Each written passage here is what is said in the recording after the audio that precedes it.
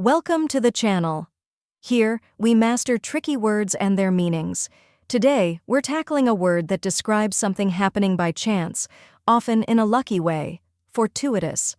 It might seem a little tricky, but by the end of this video, you'll be able to pronounce it with confidence. The correct pronunciation is fortuitous or fortuitous. Let's break it down. First, we have for, which sounds like the word for.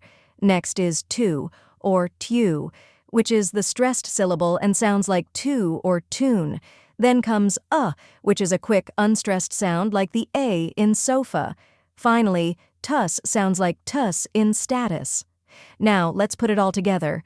Fortuitous. Try repeating after me. Fortuitous. Now a little faster. Fortuitous. And at full speed. Fortuitous. Keep practicing, and soon, this word will feel natural to you. Now that you've mastered the pronunciation, let's go over the meaning.